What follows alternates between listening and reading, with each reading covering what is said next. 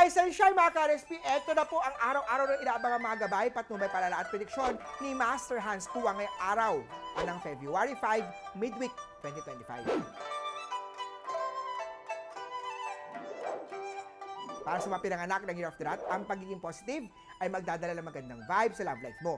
Ang pagkakaroon naman ng tamang attitude ay magdadala naman ng magandang reward. Blue at 9 ang swerte kay Year of the Rat. Kay Ox naman tayo may accident star ngayong araw. Sa chart mo, mag-ingat sa aksidente. Siguraduhin may sapat na proteksyon sa physical activities. Green at 7 ang swerte kay Year of the Ox.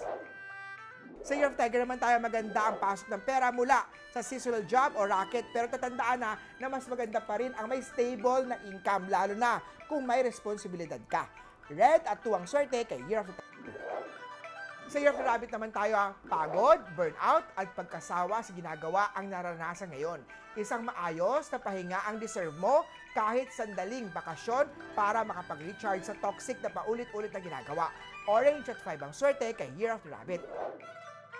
Sa mga pinanganak ng Year of the Dragon, ang pagtanggap ng pagkakaiba ng partner mo ay magpapalalim ng inyong ugnayan.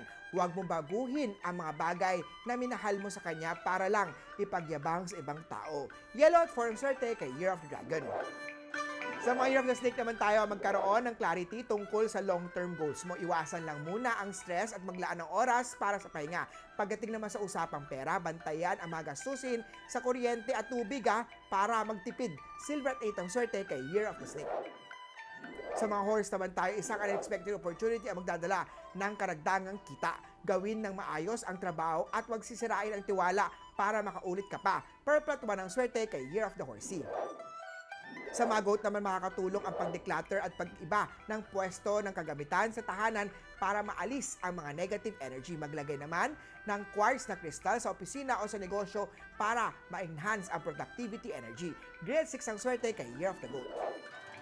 Sa Year of the Monkey naman tayo, magiging maayos ang lahat basta magtitiwala ka lang sa proseso. Tandaan na ang success ay hindi instant, pinaghihirapan yan. Blue at 3 ang swerte kay Year of the Monkey.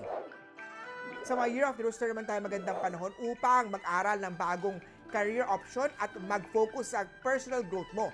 Magandang panahon din to para maging mas active sa mga outdoor na activities. Green at 9 ang swerte kay Year of the Rooster.